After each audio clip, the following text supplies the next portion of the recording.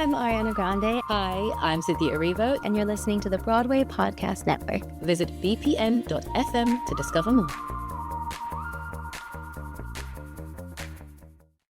Welcome to the Wrong Cat Died, the podcast breakdown of the catastrophe. I'm your host, Mike Abrams, and we have another Vault episode today. Every once in a while, I'm going to bring back an old episode that I really enjoyed just to show just how far the podcast has come over time. And this one's really cool. This one was episode 32, recorded December 14th of 2020 is when we released it. And it was with Fergie Philippe, who at the time was in Hamilton and did Cats as Old Deuteronomy at Elon University in this wild college production that we've now learned over the years, also had J.J. Neiman and a couple other people. And it was a very unique winter production that was a fun conversation. But Fergie is just recently going on as the Beast in the national tour of Beauty and the Beast and is one of the leads of that show. So very excited because they are coming through my hometown of Indiana at some point next year in 2026. So I'm going to hopefully see Fergie perform as the Beast here soon. But I wanted to throw this episode back up. It was super fun conversation, very hilarious explanation of their production and of Old Deuteronomy and how Fergie performed it. So enjoy the episode. There's a cat over here. There's a cat over there. And the wrong one died. And the wrong one died.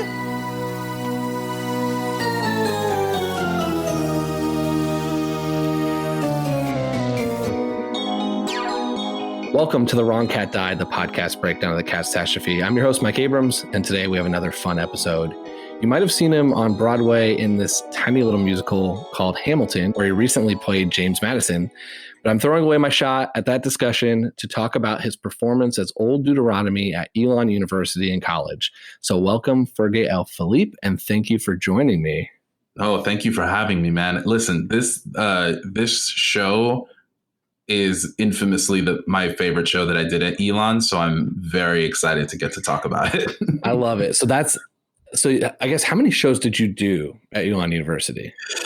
Well, I mean, shows overall over 20, but wow. Cats was part of our main stage program that we put on, I want to say 6 main stages every year. And I got to do, I think, 8 of the main stage shows. And we did Cats in the winter of my senior year.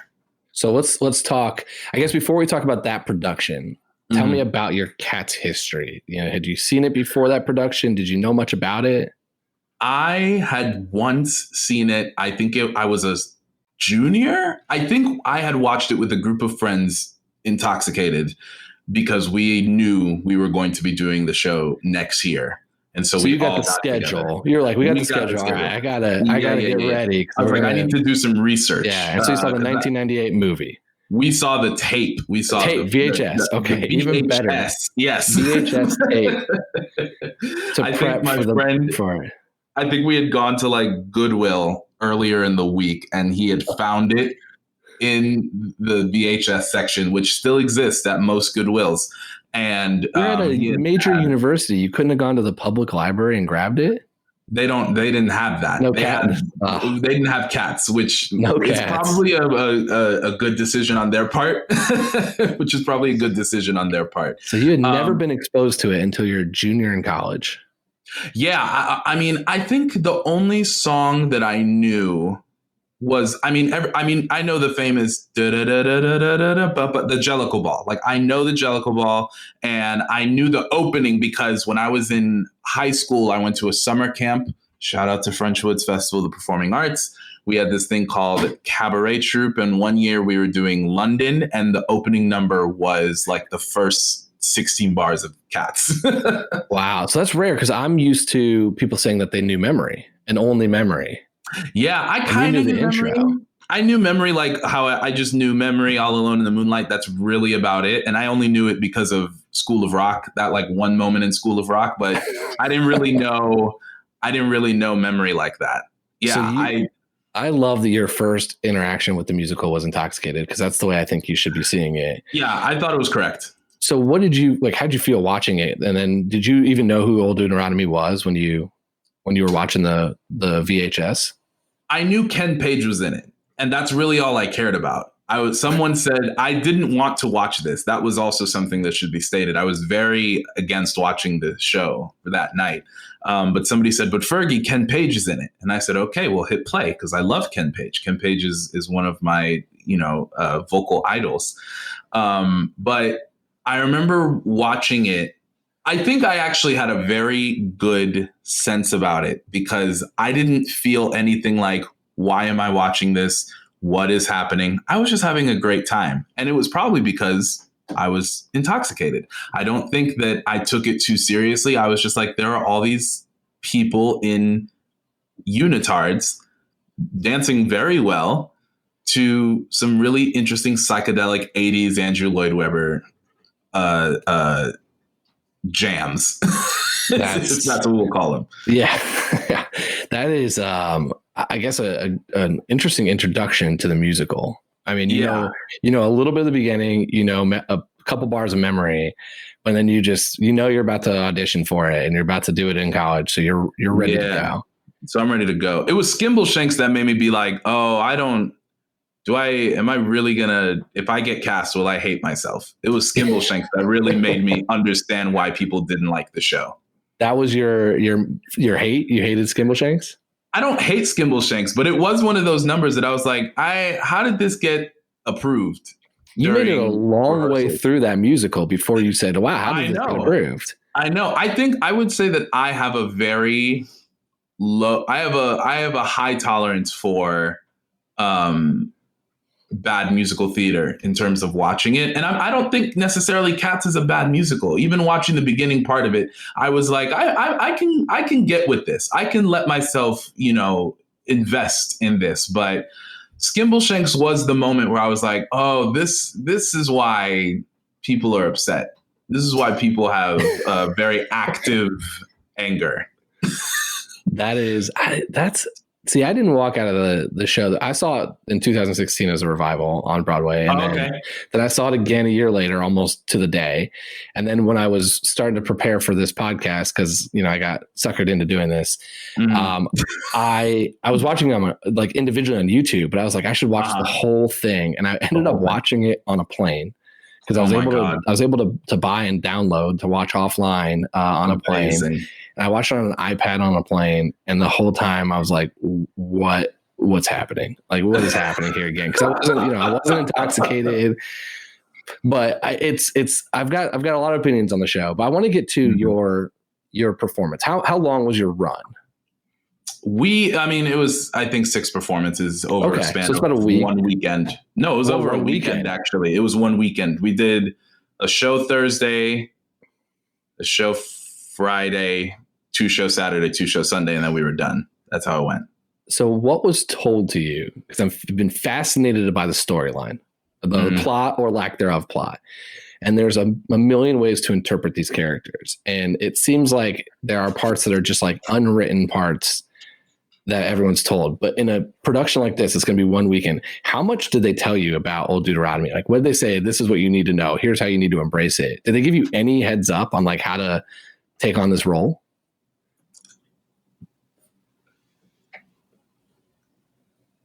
Yes, no. Yes. I remember that there were directions in the callbacks, just simple as, you are in charge of everyone. In our production, Deuteronomy was basically everyone's father. That was essentially how we kind of played it out. That we would figure out the family tree later. We would figure out the tree later, but essentially Deuteronomy was the all madra of fathers for Cats. That's a little dark though now when you think about it, because it means that you're about to kill one of your kids. It means I'm about to kill one of my kids. That's right. Yeah. We'll get into we'll definitely get into a lot. There were a lot of different choices that we decided to go this route, because it should also be stated this production was done right after the 2016 election. Right after the election. So that would have been before.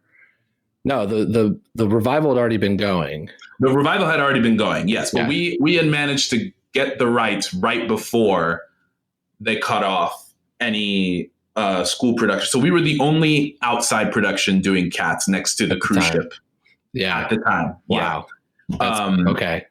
So your one weekend that if you couldn't see it on Broadway, it was you came down to Elon, North Carolina, and you came and seen these college kids do some Cats.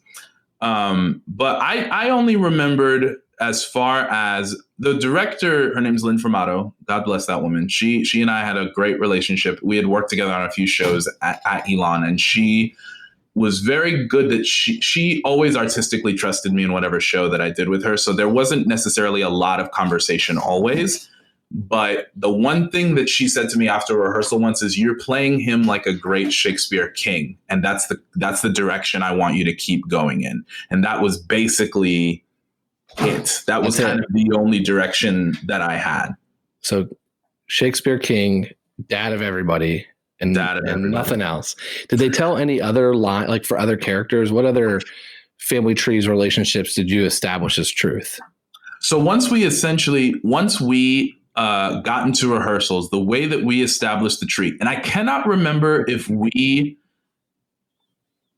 made it in rehearsal with everybody else or if we just as a cast did it. I had many conversations with cast members, like different cast members, about the specificities of relationships. So all I knew is that I had a set of children that involved Munku Strap, Rum Tum, I think Coricopat. Nope, not Coricopat. And potentially Mistopheles.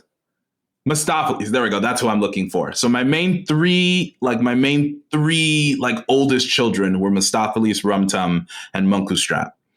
Other children included Demeter and Bombayarina. What about McCavity? McCavity was my son. McCavity was our son who went astray and fell off the beaten path. Jenny Any Dots, it was my best friend Jessie. We originally decided we were exes, and then she got the memo that everyone was my child, and she said, "I'm very sorry. I did not mean to turn this into an incestuous cat relationship. That's not what I was going for." So she could be mom. She could be mom, but I think she's mom. I think she. So this is how it differs with us.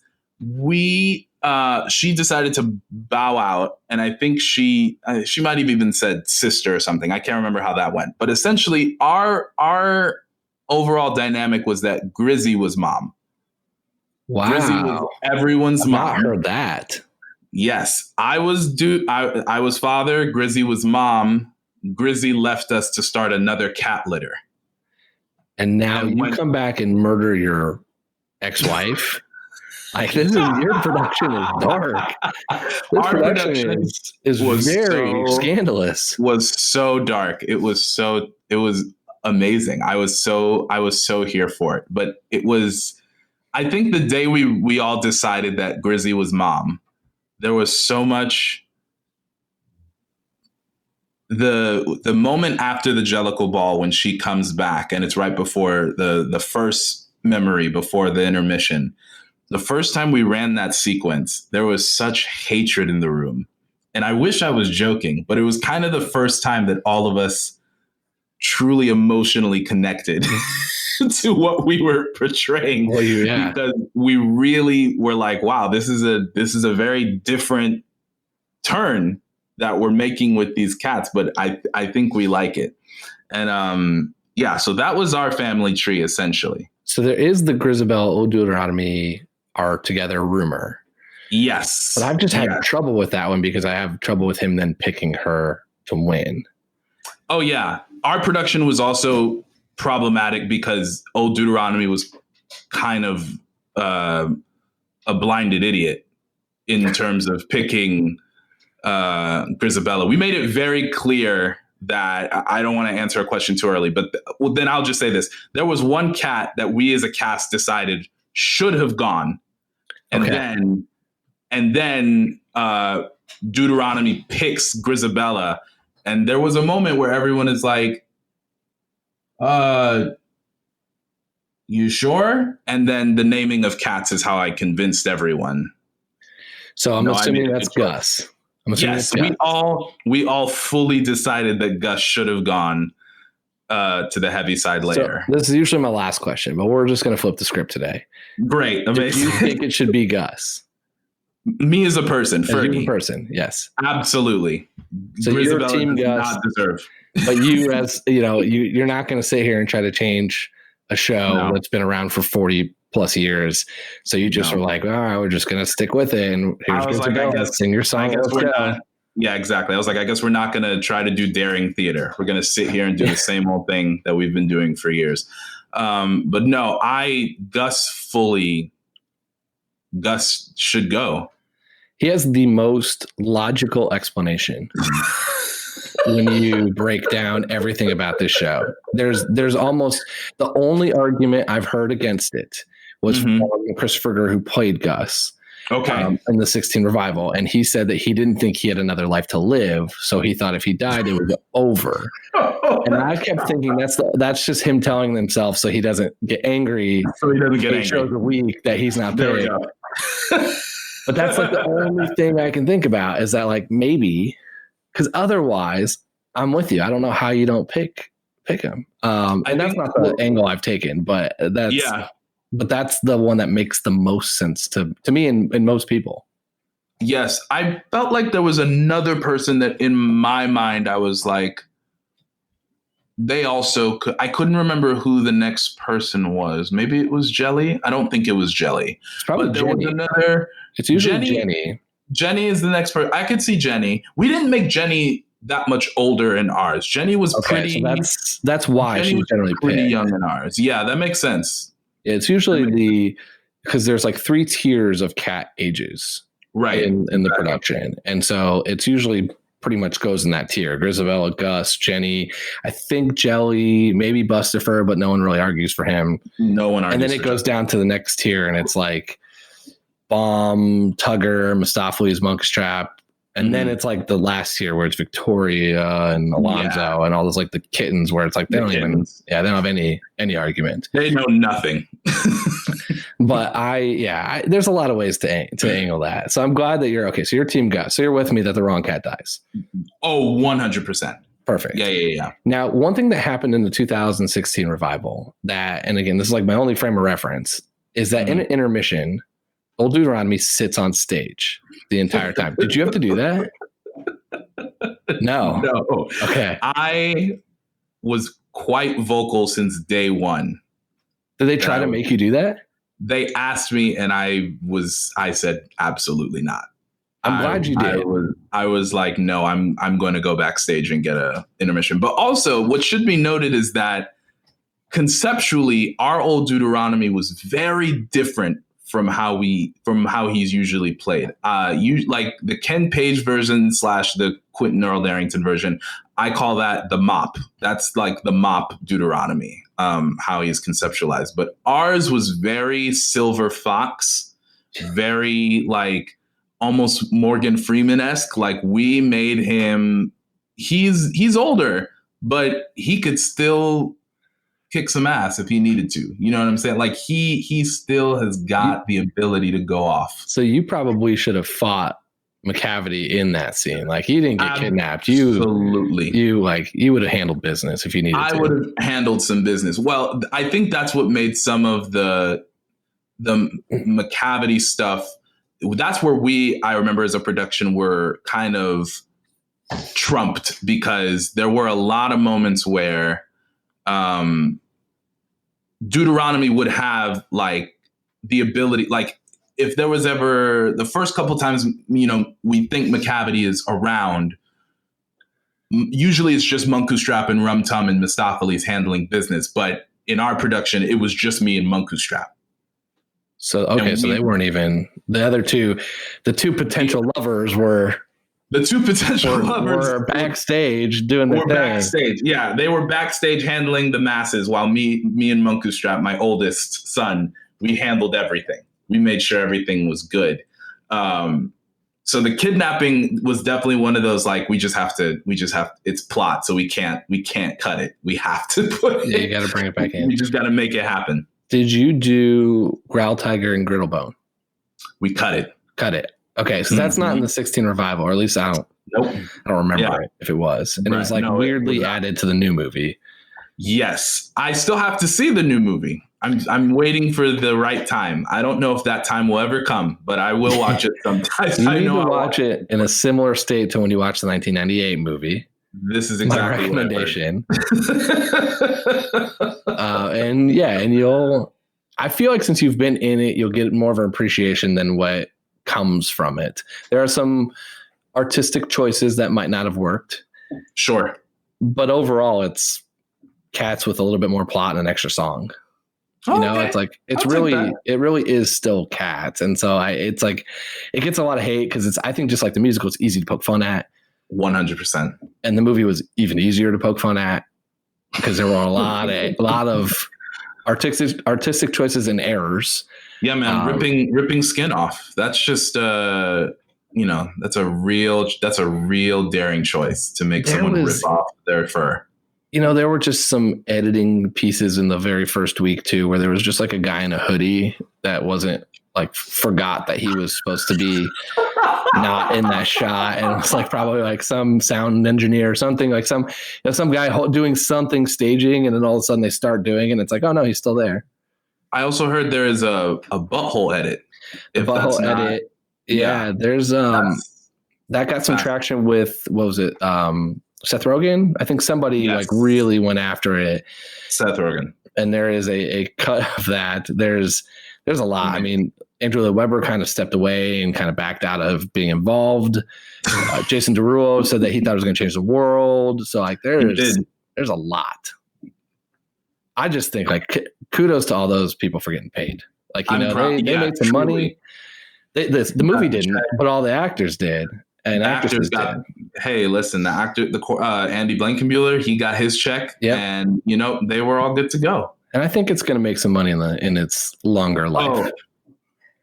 I think Universal has known exactly how this is going to go.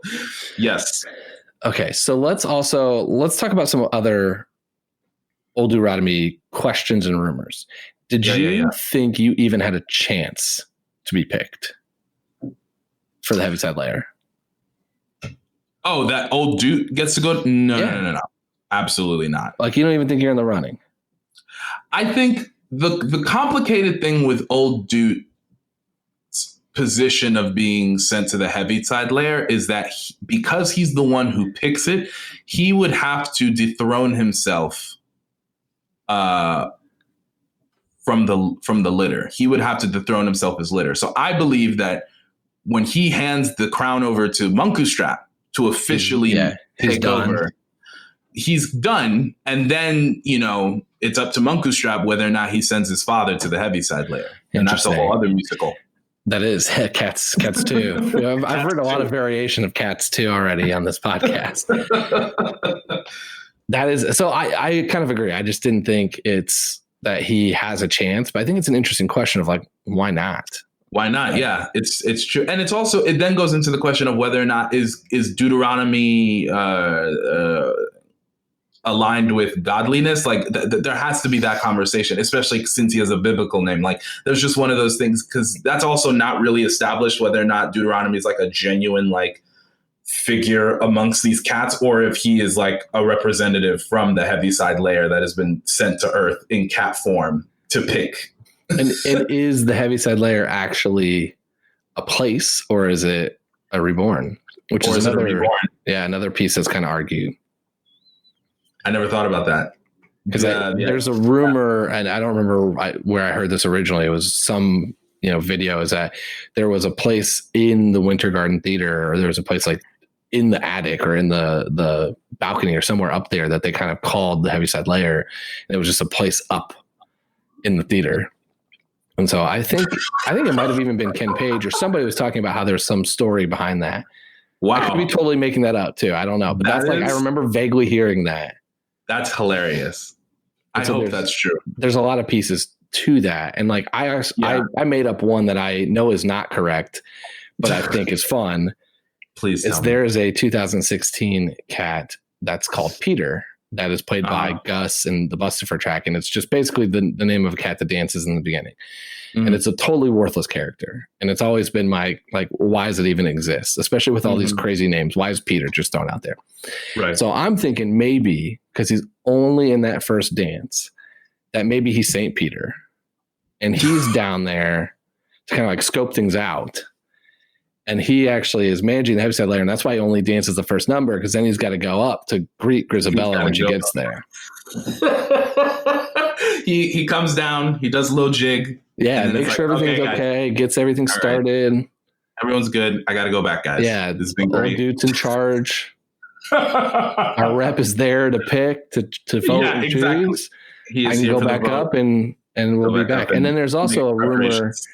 There's a rumor that makes this a step further, is that there's a baby Grizz in some of the opening numbers, which again, I don't know if there's a lot of truth to that, but it's just, I think they need bodies in the opening number a lot of times. So and one is called Baby Grizz, and I'm like, maybe Peter and Baby Grizz are down there. Peter and Baby Grizz are down there. Foreshadowing. Whoa.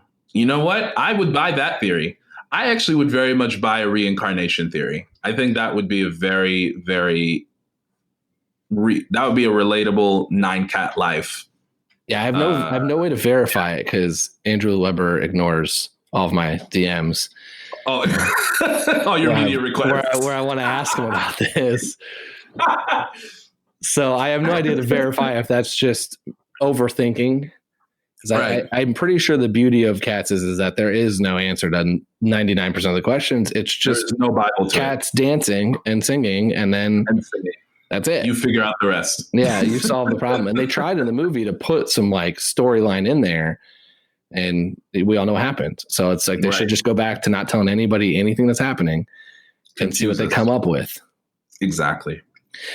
So let's talk about a couple other parts of the musical I know that you have strong opinions on. So I think you mentioned the moments of happiness.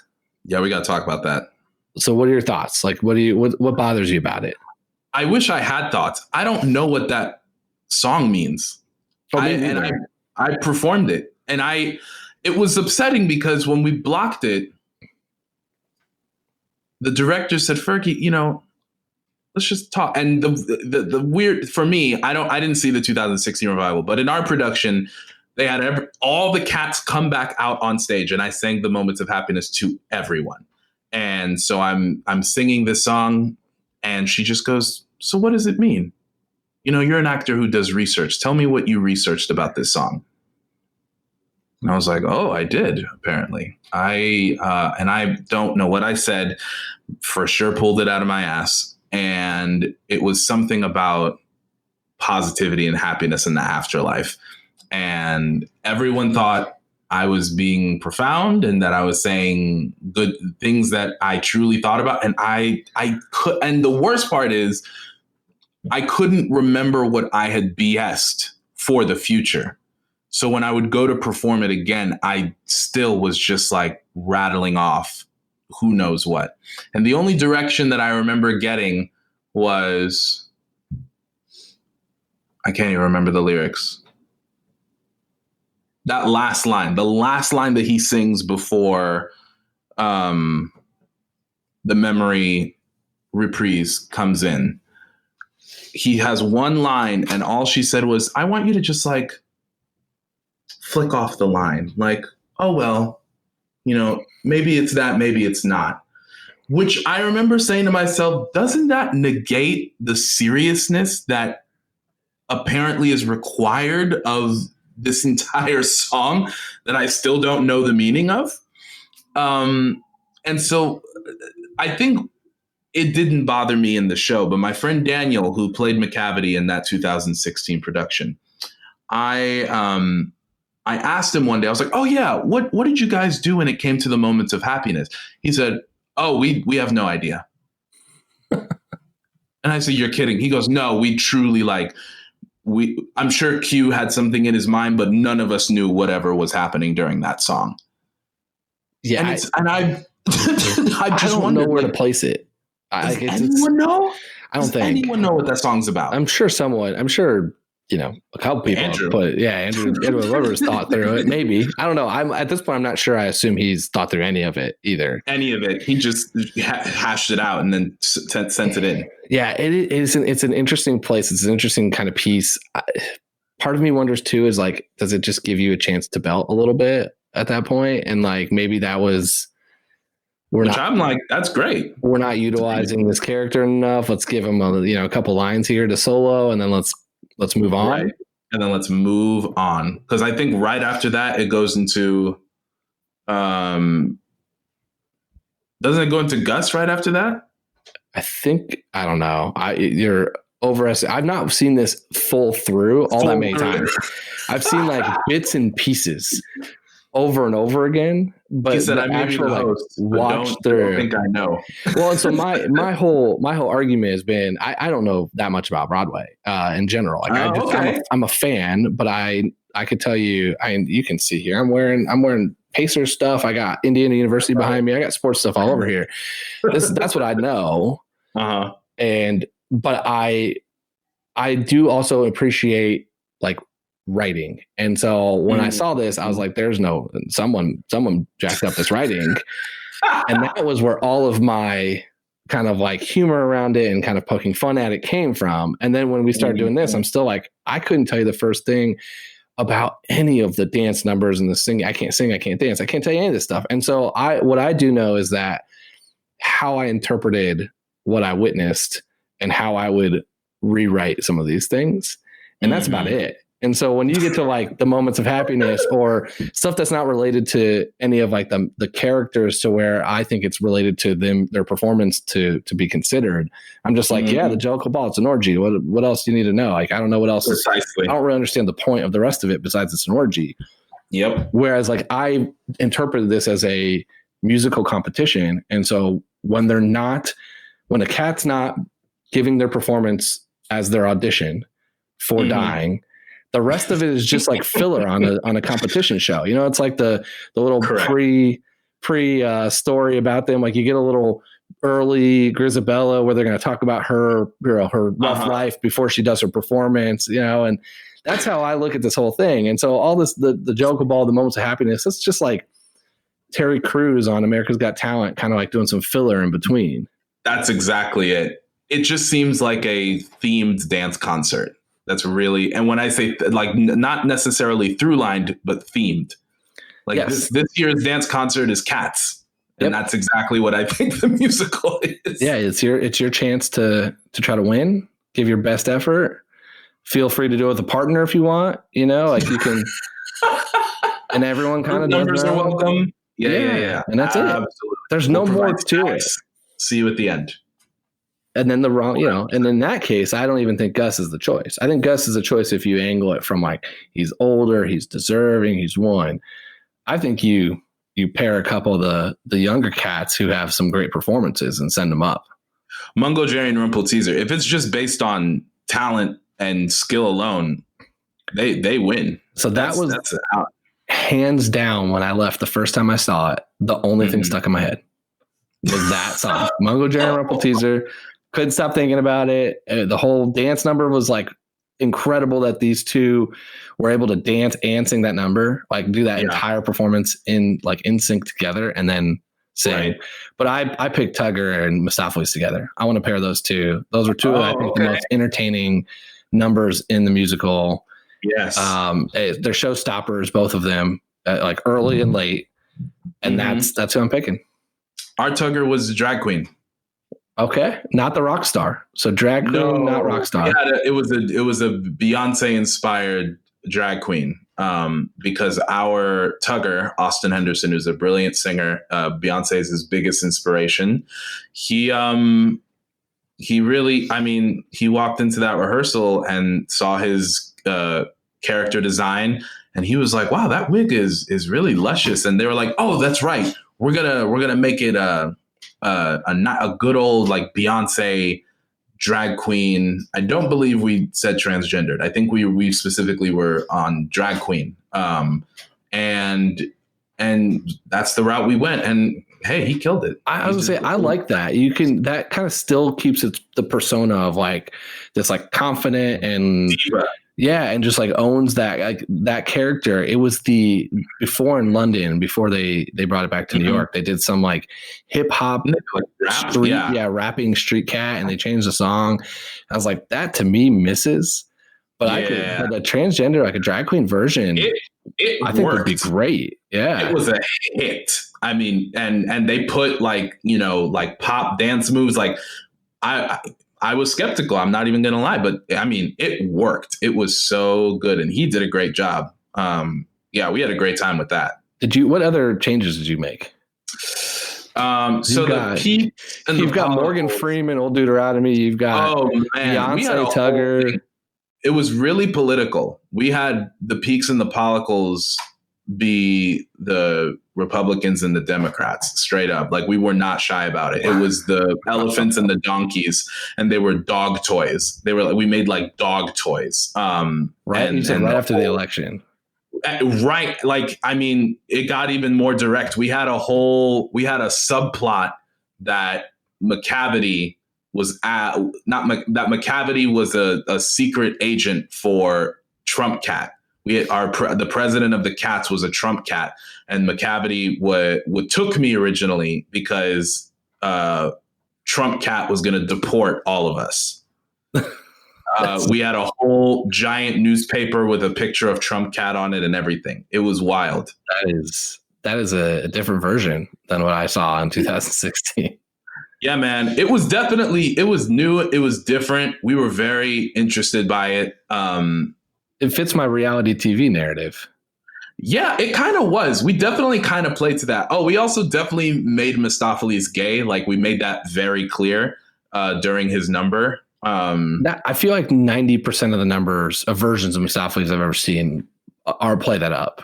Are like, hey, he's gay, just so you know. Yeah. I think that's kind of the direction. We pulled out like a rainbow flag and we made a whole thing of it. So it was very progressive. It was a very, let's make this as progressive a Cats as we can. Which was fun. Fun way to like take a show that's been around for a long time and give it not like major to where you're going to anger the true fans, but give it just enough to like still have like some some personality from your cast too. Well, that was kind of the crazy thing, is that when they announced that we were going to be doing Cats next year, like none of us were excited. All of us were quite upset. But about a week into rehearsal, we realized this was going to be the most fun show we ever had the chance to do. And it was. We had such a fun time doing the show. It was so... and we all committed so much. That was the biggest part, is that all of us truly did our best to commit to the full scope of being a cat. We had many days talking about cat posture, cat technique, and all these different, and we were dead serious about it. We kept each other honest with it, and we had a great time. We really did. I loved it. That was my favorite show I did at Elon. That's not even a joke. I really had such a fun time doing it. That's so fun. And I think you have to commit when you're doing it. You gotta go all in. So before I do my rapid fire, I want to ask one more. Where do you think, because I know you had opinions on this, where do you think Grisabella goes when she leaves? You said to another litter? Another litter. Is that what you said? I thought that's what you said already. I can't remember what it was like. Or just now. Just now. Oh! I see what you mean. Yeah, when she leaves the family, she goes to start another litter. Like she cheats. She goes to start another family. She cheats on me and has a whole other cat family, and then tries to come back because she realizes it was wrong. So that's the messiness of Grizzy in our story. Because then she leaves the family she created to come back to her OG family, and we're like, no. And then you reward her. Then I reward her by letting her go to the heavy side. Like she her memory is her apology. So I think 2000. I think she's like Grisabella's. I don't know what the year was. I'm drawing a blank now, but she was the shaved head Britney. And like that's what happened. She was like, she kind of something went off the rails. She was, she was the superstar, had everything. Right. Something went off the rails. So she kind of disappeared. She kind of left. Mm-hmm. There was some problems. whether it's drugs or whatever it was. And then this was her, like, she got her life back in order, and that's why she comes back. And I think she comes back the first time not back in order. It was like probably like that first Vegas show when it was like stuff wasn't really back together, but like we're gonna do it anyways. And then it's like now we're back, and that's like when she belts memory. Yeah. I agree with that. I think that's 100% correct. But your group took such an intense look at this. You like said, hey, she's going to go have a second family, and then she's going to ditch that family and come back. We were like, what will social workers see and go, yes, I love this show. And that was the plot we ended up picking. You have like a lot of true crime. Like, we can make this the true crime podcast here. True crime cats podcast. Yeah, you have a husband killing a wife. You have a disappearing family. You got a lot going on. I don't think dysfunctional is the correct word, but it's a lot. There's a lot of stuff to figure out. Yeah, in one weekend. In one long weekend. In the middle of Elon, North Carolina. You've got to solve all of the world's problems there. All right, let's do a couple rapid fire. And I've thought through a lot of these, so I'm happy to kind of talk through them with you. So if you were not going to be Old Deuteronomy, what other cat would you want to play? I honestly would have loved to have done Mongoose Strap. Narrator, you just want to be second. If you're not first in charge, you want to be second in charge. I want to be second in charge. I still want to be in charge. I also would have I think Buster for Jones is hilarious. But then you got to do Gus, and then you got to do... And I got to do Gus and Peter, and St. Peter, which I would have done. I would have liked to have done like a multi-track. That would have been fun. I think I would have had a good time with that, for sure. What is your favorite and least favorite cat? And it can be from your production, not person, but the actual cat. My favorite cat is Jelly Lorem. I love Jelly Lorem. I think she's just so sweet, and I love what Jelly Lorem was in our production. Like, I mean, she's usually Gus's caretaker, but Jelly Lorem was kind of just like everyone's like mother figure. Like, she was just a very sweet, very kind person. She gives up her chance to perform, which is like super, which I think is just so giving and amazing. Yeah, it's so beautiful. And then my least favorite cat, I don't like Corico Pat, and what's the other one? Alonzo. Yeah, I don't. The Young Brothers, basically. Yeah, I'm like, why? Why are y'all brothers? Here? The Kitten Brothers. Alonzo does, in a lot of cases, dances like both of them dance potentially with Victoria during her like coming of age. Oh. So that's it. I really also think he just like they made up characters and names because they were like they want to do in the beginning and ending a lot of cats on stage. And so it's just like we need some ensemble characters to just to do it. Maybe I'm saying the wrong cat because now I'm thinking our Alonzo was definitely Victoria's partner. And that if that's the cat that I'm thinking of, that's a different cat. And I actually don't have a problem with this cat. Maybe it's not Corico Pat, but there's like two kittens. So there are a couple sisters. There's Syllabub and Tantamile and a couple others. We're starting to get to the ones that are insignificant to my arguments. I know very little about them. I've always joked if you put Alonzo in a line of all the cats, I couldn't tell you which one was which. I couldn't tell you which one was which. Syllabub was the one who would sing the memory reprise. Yes. So I love Syllabub. It's Tantamile. That's who it is. So I think that's a twin with Corp Cat, maybe? I don't know. There's a lot. I think that's what it is. Corico Pat and Tantamile, both of them. Useless. What was your favorite song?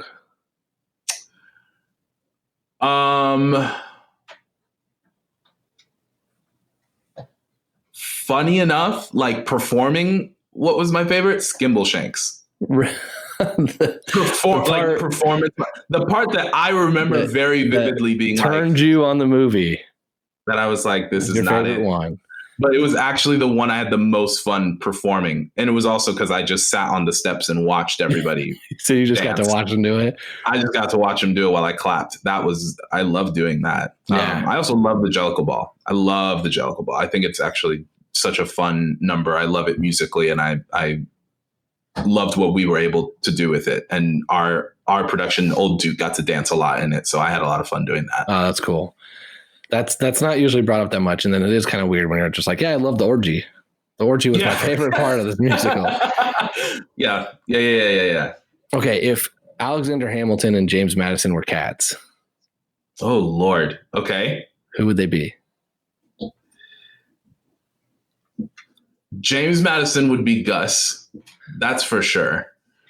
And then Alexander Hamilton. That's actually really funny because he would either be McCavity or Munkustrap. So I think, yeah, I get it. I had Madison as either Gus or Old Deuteronomy. I just thought like Father of the Constitution's got to be one of the old guys, 100% right there. But I had Hamilton as Monkish Trap because like with him being with like everything he did with the treasury, I figured if any cat is handling the money, it's Monkish Trap. Yeah, you're right. I got that. I'll definitely take that. But I can see what's your McCavity argument? My McCavity argument is that he will do whatever it takes to just get what he wants. It also depends on, like, as a cat, what does Hamilton want to accomplish? Because if Hamilton is just being Hamilton, he has so many different avenues. But when you make Hamilton a cat, that automatically limits what his purposes in life come to be. And so if it comes from a purely survival mode, I feel like McCavity is a very liable option if it's just survival, especially from after he gets off the island. Yeah, he'll break every law possible to make it happen. Just to make it happen. I get it. And then last one, if you were quarantining with a cat, which one would you want to quarantine with? Oh, if I was quarantining with a cat, who would I quarantine with? Oh my God. Which personality is going to be best for you?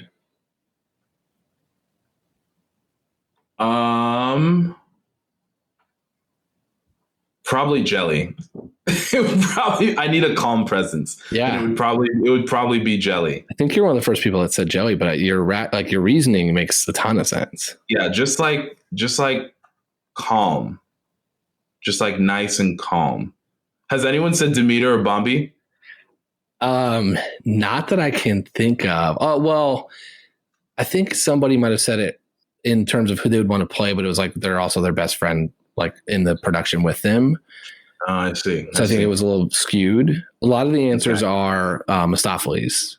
Just high energy, magic, be fun. That's too much. I can't do that in close quarters. That would drive me crazy. Well, I'd kill him. Who knows what you're quarantining with? You could be in a mansion like that, which is why I've argued Bustifer. Because you're going to eat well, probably going to have a lot of money, probably going to have a lot of space. You're actually that's an astute observation. I absolutely never would have considered Bustifer. Everyone's always thinking about, every time I talk to Broadway, it's like you're in your New York apartment. You're like, where would I want to hang with this person? That's what I'm thinking. and as I've been quarantining part of the time not in New York, I'm like, there's some space out here outside of Manhattan. Like we could have some fun with some of these other guys out here. Right, exactly. All right. So we've already answered the most important question, which is your Team Gus. Yeah. So right, Team Gus. My last question is just always, how do we get in touch with you? What else are you working on? Social media handles, like how can people find you? Oh man, I'm mostly on Twitter and Instagram. I'm at Fergsters95, which is FERGSTERS95. Yeah, I mean, as far as what I'm working on, I'm mostly just trying to get through the days and doing a lot of writing. I do, in addition to being actor, writer, director, I'm also a puppeteer. I do puppet stuff. I'm just now kind of starting to use social media to get some of my puppet stuff out there as I start to conceptualize a little bit more and produce some more content for stuff. But hopefully within the next year or so, I'll be able to have a place where people can see all of my puppet stuff. But yeah, man, just right now, I'm just kind of waiting things out and just doing my best to get through the days. You know what I mean? But yeah, come follow me and come be foolish with me on social media. I use social media for foolishness pretty much. That's what it should be. It should be for fun. For fun, exactly. Yeah. I'm not influencing anybody with some content here. So it should all be a good time. Right, exactly. Awesome. Well, thank you so much for joining me and being an amazing guest. It was so fun to hear about your production. God, I wish I could have seen it. What a ride. Because it was an experience. I hope someone bootlegged it. Someone's in there in the audience. I'm sure it's out there somewhere. Oh, I'm sure it's out there somewhere. Awesome. And if I find it, I got you. Yeah, if you find it, send it my way. That would be my next plane ride. I'll boot it up to my iPad and I'll have equally amount of people staring at me being like, why is this guy watching Cats? What is he doing? Yeah, I got you. Oh my gosh. Well, thanks for having me, man. I had a great time. I had a lot of fun.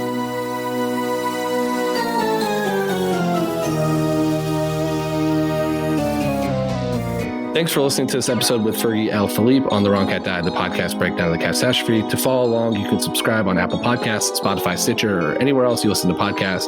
Follow us on Twitter and Instagram at The Wrong Cat Died, or check out our website, thewrongcatdied.com.